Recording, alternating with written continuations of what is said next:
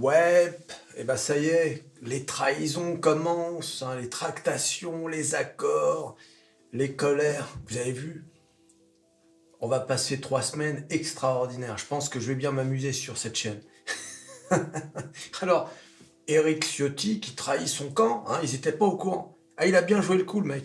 Il a... Non mais alors lui, vraiment, il est allé jusqu'au bout. Il a rencontré Bruno Retailleau, quand même, un gros... un éléphant, tu vois, des LR. Il lui a rien dit. Ah, il a tout caché. Et l'autre, en conférence de presse, il a rien dit. Il nous a menti. Les règlements de compte, tu sais. Alors maintenant, les LR demandent à ce qu'il soit viré. Et il faut comprendre, hein, le Rassemblement national est arrivé à 33% à Nice. Eh oui, donc du coup, ils n'avaient pas le choix, hein, tu sais. C'est soit ça, soit c'est le Rassemblement national qui remporte la députation. Et comme je le dis toujours, les LR, c'est quoi? C'est un parti de mangeurs de soupe. Hein. Oui, mais à un moment donné, quand tu as un parti comme ça, dans lequel tu as tout et n'importe quoi, parce qu'ils critiquent beaucoup le en même temps de Macron, mais là-bas, c'est pareil. Hein. Je veux dire, tu as Ciotti, qui n'a rien à faire, hein, d'ailleurs, au LR. Je rappelle que Ciotti, quand on lui avait demandé entre Macron et Zemmour pour qui vous votez, il avait répondu sans hésiter Zemmour. Alors que Zemmour, c'est dans le spectre politique, c'est tout à droite toute. Donc il n'a rien à faire au LR. Tu vois, ça n'a aucun sens, ce parti politique qui doit disparaître. je me permets de le dire, hein, c'est un parti qui ne sert plus à rien du tout. Ah, on ne comprend rien. Entre Xavier Bertrand, Valérie Pécresse d'un côté, et des mecs comme Ciotti ou Morano, c'est quoi le rapport? Il n'y a plus aucun rapport. Hein. Donc ça, c'est une bonne chose. Ça, c'est un des bienfaits de cette, cette dissolution de malade. À gauche, tu as vu? À gauche, les mecs qui s'écharpaient comme jamais, et tout à coup, bing, en un jour. Il faut quand même saluer l'efficacité de la gauche, qui en 24 heures, allez hop, voilà. Et puis ça me fait plaisir parce que j'ai vu que sur LCI, ils étaient furieux de l'union de la gauche. Ouais, ils étaient vraiment... ça... Puis il n'y a pas que sur LCI, sur quasiment toutes les chaînes info, ils étaient en rage. Ouais, ça leur a fait vraiment beaucoup de mal, cette union de la gauche. Tu sais, la plupart sont macronistes. Hein. Bon. Et donc, avec cette union de la gauche, Raphaël Glucksmann, il s'est senti trahi. Hein, parce que ça s'est un peu fait dans son dos. Quand tu penses que le mec il a mené la campagne du PS à 14% et qu'aujourd'hui, il est un peu exclu de tout ça, c'est vrai que pour lui, ça a dû être dur. Mais bon, qu'est-ce qu'il croyait? Hein, il croyait que la gauche allait aller aux élections législatives divisées et tout perdre? Bien sûr que non. Il y a trop à perdre, il y a la soupe. Voilà. De toute façon, la gauche ne peut pas gagner les élections législatives sans s'unir. C'est impossible. Voilà. Donc ils n'ont pas le choix.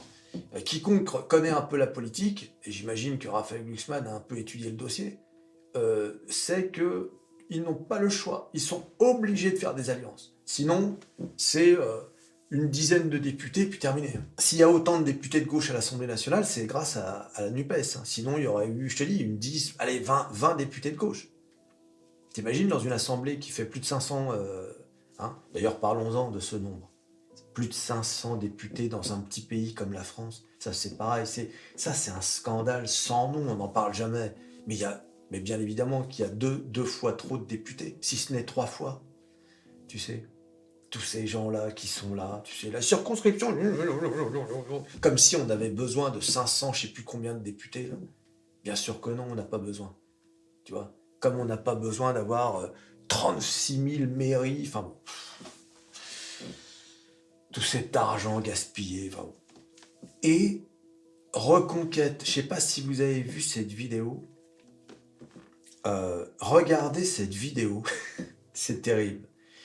C'est terrible parce que, regardez, vous allez voir Éric Zemmour être trahi en direct à la télé. Cette vidéo, elle fait... On en a presque mal au cœur pour lui. Eh oui, mon grand.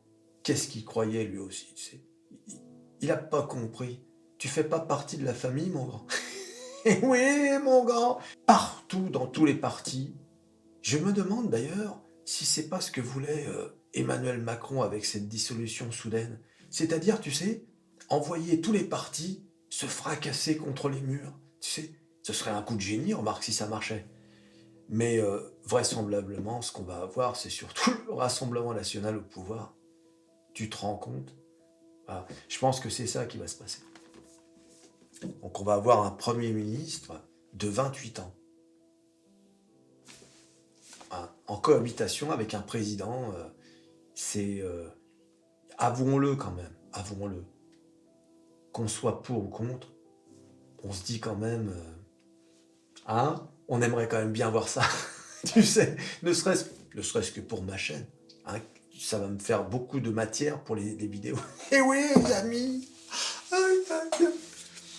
Donc, non, ça, franchement, en 48 heures, il s'en est passé des choses. Ah, il faut être honnête, Emmanuel Macron, si son but c'était de nous faire, comment dire, si son but c'était de créer l'effervescence dans le pays, ah bah il a réussi. Hein.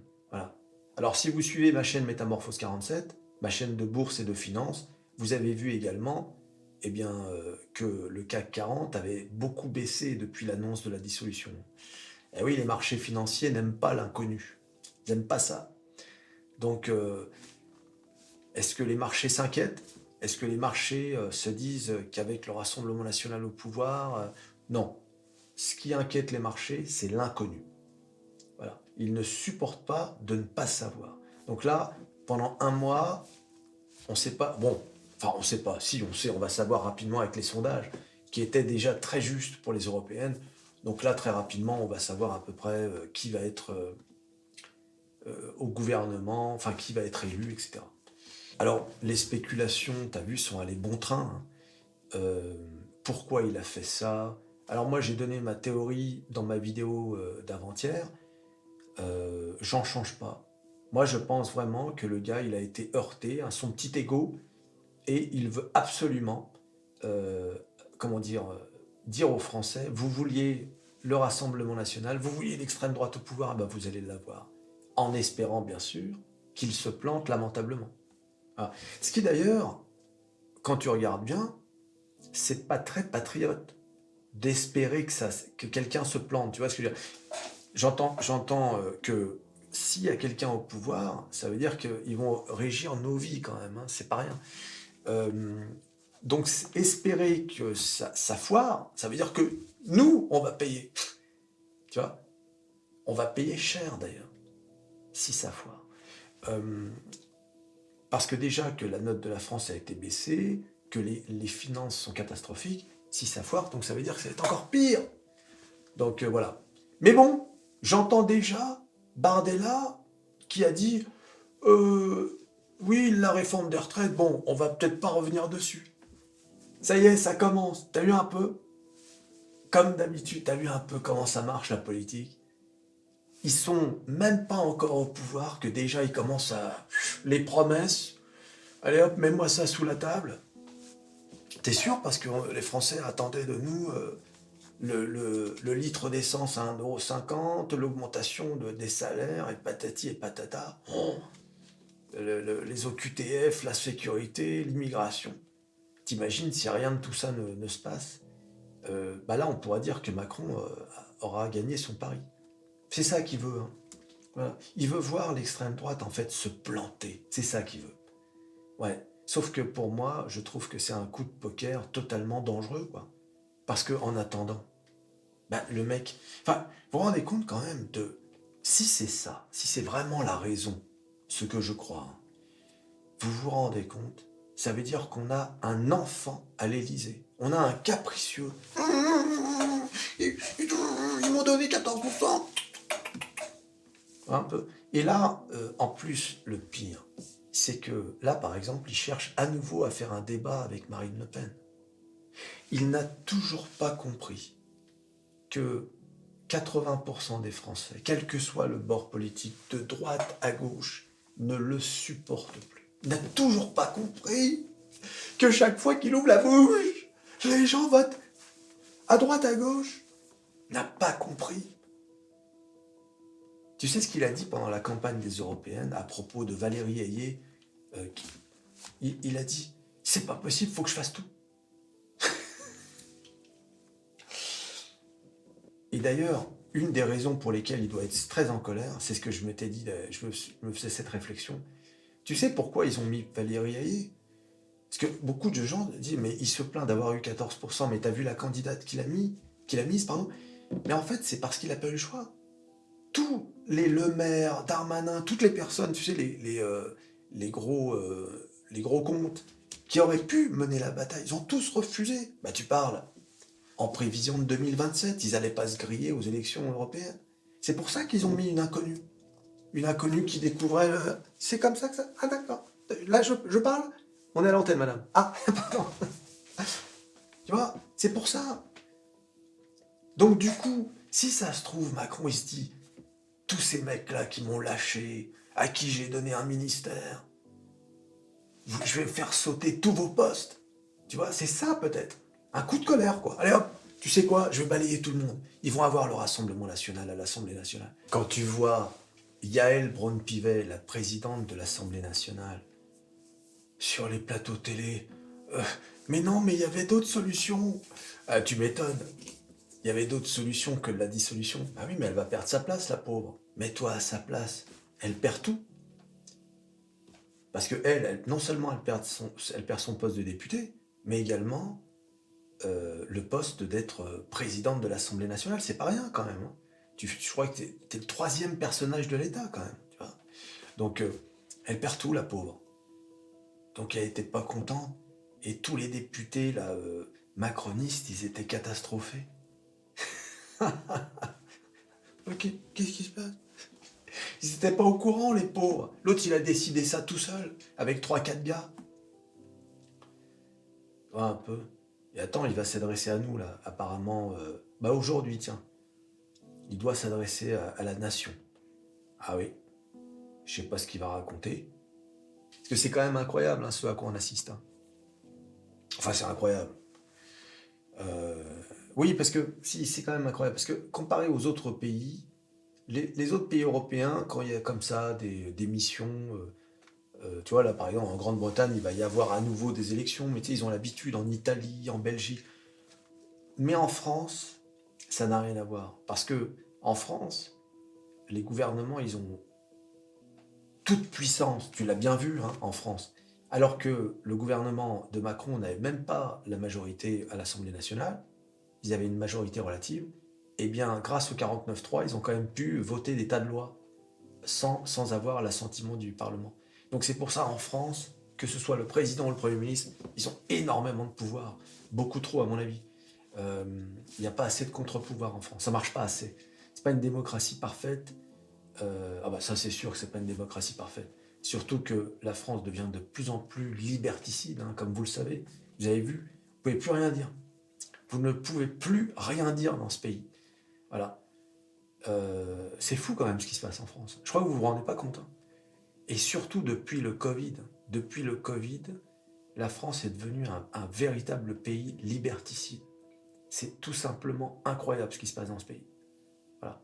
Alors bien sûr, c'est pas encore une dictature, mais il faudrait pas grand-chose pour qu'on devienne un État autoritaire. Alors, c'est quand même incroyable ce qui se passe dans ce pays.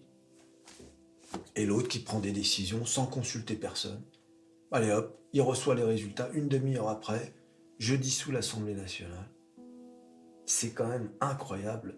Chaque fois que j'y reprends, je me dis, mais attends, c'est fou ça. Il a même pas consulté son Premier ministre. Il a même pas consulté les députés. Ou tu sais, il aurait pu prendre une semaine avant de prendre cette décision. Et le pire, le pire, c'est qu'il y a les Jeux Olympiques. Il nous a fait tout un foin avec les Jeux Olympiques. Et tout à coup, ping, il te met le pays dans une situation chaotique alors qu'il y a les Jeux Olympiques, dont il nous disait que c'était un événement extraordinaire et qu'on devait se réjouir et que, en plus, qu'il y a des menaces. Est-ce qu'on va faire ça sur la Seine, au Stade de France ou je sais pas quoi? C'est fou quand même. Voilà. Donc il aurait pu attendre la rentrée tranquillement, bien réfléchir. Non, non. Mais oui, mais non. Est-ce qu'un enfant attend, quand il est au supermarché, qu'il veut s'acheter un jouet? Non, il fait sa crise. Tu sais, tu dois le traîner. Tu dois le traîner. Il traîne par terre, tu sais. Il nettoie le sol du supermarché avec son pantalon. Tu vois? Voilà, bah, c'est Emmanuel Macron, c'est le président de la République française.